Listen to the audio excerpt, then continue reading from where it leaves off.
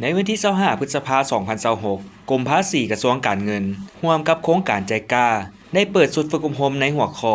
การบริหารบุคลากรให้พนักงานรัฐกรกรมภาษีเพื่อสร้างเป็นครูฝึกโดยการเข้าร่วมเป็นประธานของทานพุทธนิกรเคนวงศ์ห้องหัวหน้ากรมภาษีมีทานอากิยามาโมโตะเซียวซานใจกล้าประจำกรมภาษี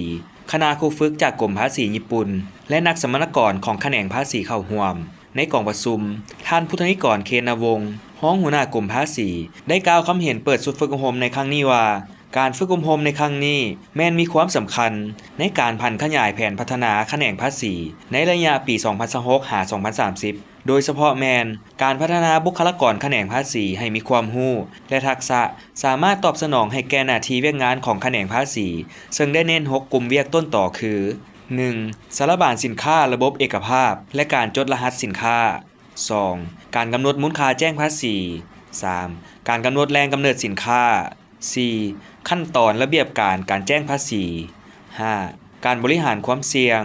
6. การกฎการหลังการแจ้งภาษีและเวียกหันเป็นทันสมัยการพัฒนาบุคลากรให้ทันกับยุคดิจิตอลแม้นความเป็นภาวะวิสัยที่เชื่อมโยงในสภาพเศรษฐกิจการเชื่อมจอดกันกับภาคพื้นและกับสากลจึงเป็นภารกิจหลักที่ต้องให้ความสำคัญและยกระดับเวียกงานดังกล่าวสร้างความเข้มแข็งในการคุ้มครองบริหารเวียกงานแขนงภาษีให้มีประสิทธิภาพสูงตามมาตรฐานสากลของพนักงานการเพิ่มทวีการบริการให้แก่ผู้เสียภาษีให้มีความสะดวกและโปร่งใสการฝึกอบรมครั้งนี้แม้นจะได้รับฟังการบรรยายจากวิทยากรเซียวซานจากกรมภาษีประเทศญี่ปุ่นทางด้านวิชาการและงบประมาณเพื่อช่วยให้การพัฒนาบุคลากรในการฝึกอบรม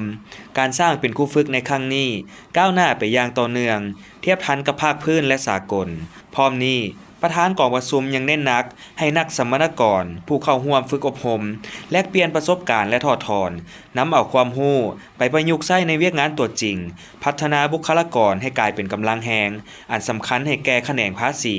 ปฏิบัติหน้าที่ให้มีประสิทธิภาพสูงตามทิศทางการเงินแห่งรัฐเป็นทันสมัย